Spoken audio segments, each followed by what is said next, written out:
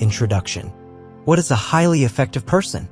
A highly effective person is someone who has a good character. He is someone who has strong values. Have you experienced being in conflict with a relative or a workmate? Before trying to change others, you must start with yourself. Do you think you have qualities that you can improve? A highly effective person is also someone who has good relationship with other people.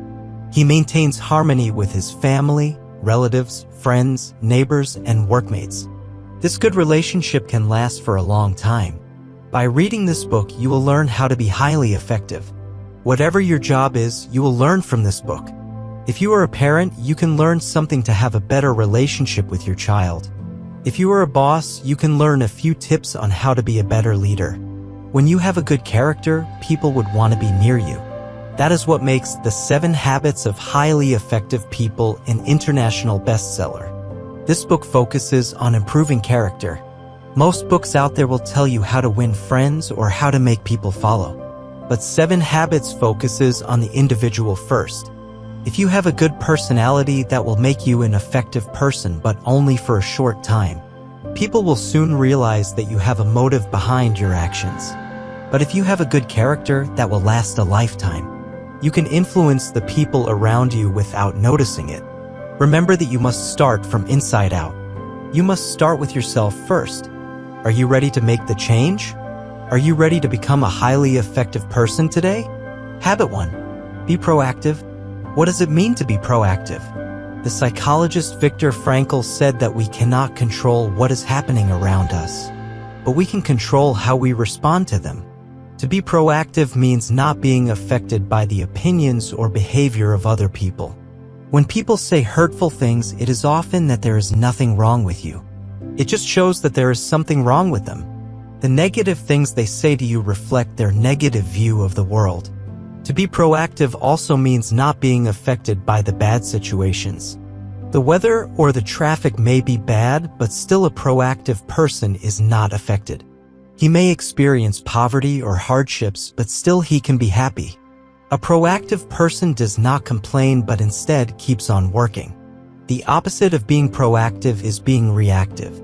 People who are reactive are easily affected by their environment. If bad things happen to them, they become negative as well. There was one time when the author, Stephen Covey, was giving a lecture in Sacramento. Suddenly, as he was speaking, a woman stood up from the crowd. She got excited and began talking. When the woman noticed people staring at her, she sat back down. After his lecture, Stephen Covey approached the woman. He learned that the woman is actually a nurse. She is attending full-time for a difficult patient. Her patient always shouts at her. To the patient, everything she does is wrong. The patient never said thank you to her. As a result, the woman felt miserable. She is not happy with her job. The subject of Stephen Covey's lecture then was reactivity.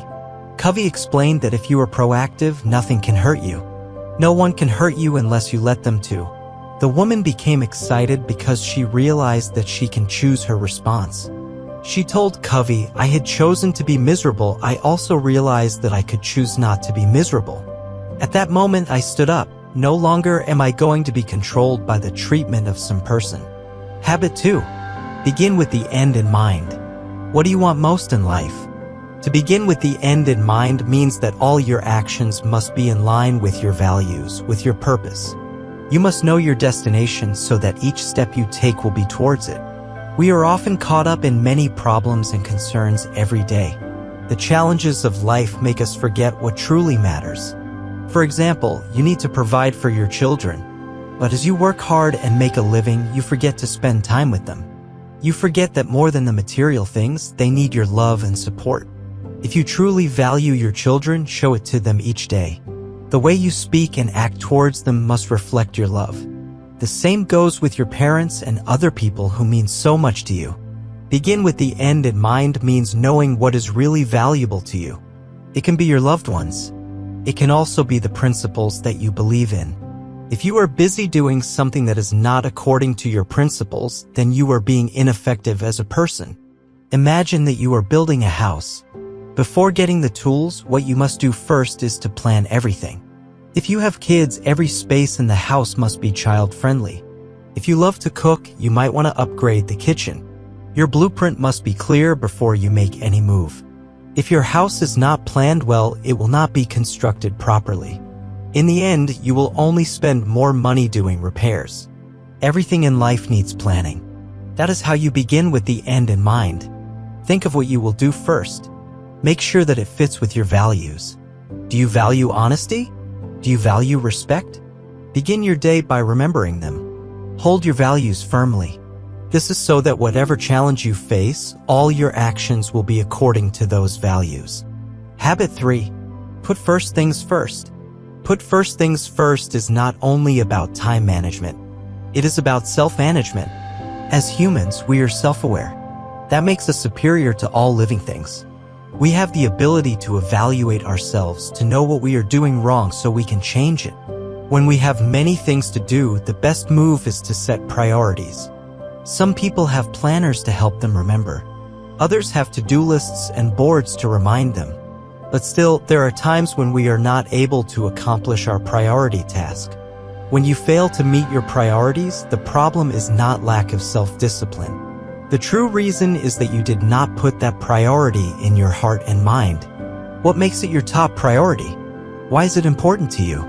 Think about it. This will motivate you more. The challenge is not to manage time, but to manage ourselves. Put first things first means following your priorities. It also means learning to say no. If you have many things to do, learn to say no to tasks that are not part of your priority. For example, Sandra was asked to be a chairman of a community project. She's already committed to more important tasks. However, she felt pressured to say yes. Sandra called her neighbor Connie to ask if she also wants to join the project. Connie listened as Sandra talked. But Connie said, "Sandra, that sounds like a wonderful project. For a number of reasons, I won't be participating myself, but I want you to know how much I appreciate your invitation." Afterwards, Sandra thought that she should have done what Connie did. She should have politely said no when she was asked to be the chairman. The project is good for the community, but Connie knows her top priorities. She has more important tasks to do. And so, she had the courage to politely say no. If you plant that priority in your mind and heart, it is easier for you to say no to other things. It will also be easier for you to accomplish. More than self-discipline, you must have that willpower to put first things first. Habit 4. Think win-win. Win-win is a solution that benefits you and also the person you are interacting with. In any issue you have with your family or workmate, you must settle for a solution that is good for everyone. Win-win is the best solution. If somebody wins and the other loses, that will not foster a good and lasting relationship. Imagine that you have a disagreement with your colleague. What you must do is to talk about the problem. Find a solution that is good for both of you. Do not let your colleague win over you. Do not make your colleague lose either. It must be balanced. Both of you must win. In this way, you and your colleague will have cooperation. You can work as a team. That is more effective than competing with each other. Now, imagine that you are the boss. If you have a disagreement with one of your employees, it is logical that your employee would just let you win. Of course, he wants to keep his job. As the boss, you will win the argument. But in the long run, you will lose. That is because your employee will not be motivated. He will not be productive. It would be better to compromise. Even if you are the boss, it will be better not to use your position. You can get more out of your employees if they are happy. If you settle for a win-win situation, your employees will be more effective. It will be good for your company. Plus, you do not need to hire and train once again. Win-win does not only apply in the workplace. It is applicable to all kinds of relationship. Whether you have a disagreement with your partner, your children, your friend, or your neighbor, it is better to think win-win. You will find that there will be more love and trust in your relationships. Habit 5. Seek first to understand, then to be understood.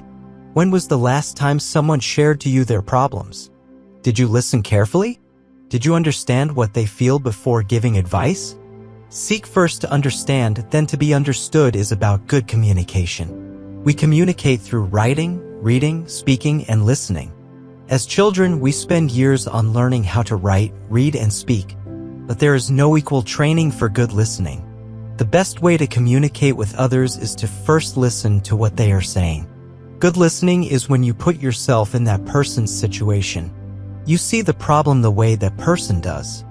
You do not listen so that you have something to reply to that person.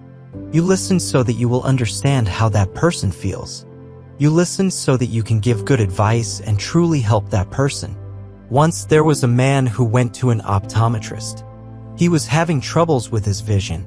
The man told the optometrist that he cannot see clearly. What the optometrist did was to give the man his own glasses. The optometrist said, "Put these on. I've worn this pair of glasses for 10 years now and they've really helped me. I have an extra pair at home, you can wear these." The man wore the glasses, but they only made his vision worse. "They work great for me. Try harder," the optometrist told him. So the man tried, but still the optometrist's glasses don't work for him. The man still cannot see things clearly. The optometrist told him to just think positively. The man replied, "Okay, I positively can't see a thing." It made the optometrist upset. After all, he is just trying to help the man. The optometrist thought that the man is being ungrateful.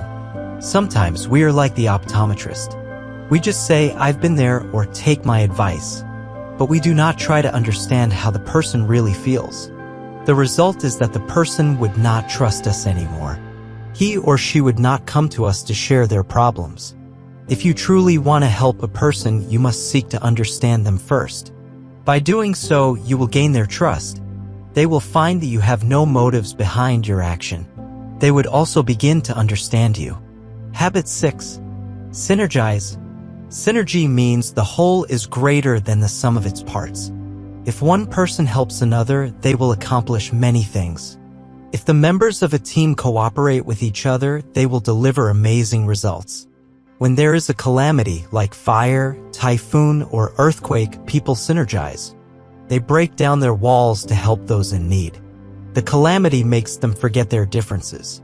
People cooperate at once to survive. Synergy also means cooperation or collaboration. It also means working together or combined effort. Any group would benefit so much if there is synergy. The problem is synergy does not happen every day. People find it hard to set aside their differences. Each one of us has a different point of view, a different way of thinking. We do not see the world as it is. We see the world based on our own interpretation. We must recognize that our view of the world is limited. We need the knowledge and experience of other people. It is like an optical illusion. I may see a young lady, but you may see an old woman. We interpret the image differently, but both of us are right. There is no use for us to argue. To synergize, we must understand each other's point of view. In this way, we will see the bigger picture. Synergy is about cooperation. It is about appreciating our differences. Do not insist that you are right and the other person is wrong. Try to see things in that person's perspective. It will increase your knowledge. That is a better alternative than arguing. When you appreciate the views of other people, you can work with them. You can cooperate with them. And together, you can create so much more. Habit 7. Sharpen the saw. To sharpen the saw means to sharpen your biggest asset. And that is your own self. You must renew yourself regularly. You must do it in all the aspects of your life, meaning physically, spiritually, mentally, socially, and emotionally. You can renew yourself physically by doing regular exercise. You do not have to go to the gym or buy expensive equipment. You can do simple exercises at home. You can also run, jog, or rapid walk every morning. If you do not have any form of exercise, you can start slow. Day by day, you will feel your body improve. The spirit needs to be renewed as well. There are times when we feel burned out. We feel tired from the challenges of every day. What we must do is to get inspiration. You may find inspiration by praying, listening to music, reading a book, or being with nature. It depends on you on what makes your spirit feel renewed. It is also important to take a break, to give yourself some time for reflection. When we were young, our mind always gets its own exercise. But when we finish school, we rarely read a book anymore or learn something new. But learning must not stop at school. We can still choose to educate ourselves. Try to learn new things other than the normal tasks you do at work. Challenge yourself to finish at least read one book per month. Our social and emotional aspects are closely related to each other. This is because we derive our emotions from our social interactions. Every day, you have the opportunity to improve your relationships with other people. Earn thy neighbor's love. You can live a long and happy life if you are kind to others. Imagine that you are taking a walk in the woods. You pass by a man sawing down a small tree. You notice that the man is very exhausted. You ask him how long he has been doing it. The man answered, "Over 5 hours and I'm beat. This is hard work." You suggest to the man that maybe he can take a few minutes break. Maybe he should try to sharpen the saw. "I'm sure it would go a lot faster," you added. But the man declined. He told you that he is very busy sawing. He does not have time. In order to cut effectively, you must sharpen the saw. Likewise, in order to become a more effective person, you must take time to renew yourself. You already possess the tools you need in life. They are your body, spirit, mind, and soul. Like a saw, you must remember to sharpen them. Conclusion: you learned the 7 habits of highly effective people. Habit 1 is be proactive. Habit 2 is begin with the end in mind. Habit 3 is put first things first. Habit 4 is think win-win. Habit 5 is seek first to understand, then to be understood. Habit 6 is synergize. Lastly, habit 7 is sharpen the saw. Habits 1, 2, and 3 will help you improve your character. Habits 4, 5, and 6 will help you improve your relationships with other people. Lastly, habit 7 will help you keep these good qualities for life. Now, you must try to apply what you have learned every day. Whenever you are in a bad situation, choose to be proactive. Whenever you are in a conflict with anyone, choose the win-win solution. If you do something repeatedly, it is only then that it will become a habit. As Aristotle said, we are what we repeatedly do. Excellence, then, is not an act, but a habit. Thanks for watching. Please subscribe to my channel.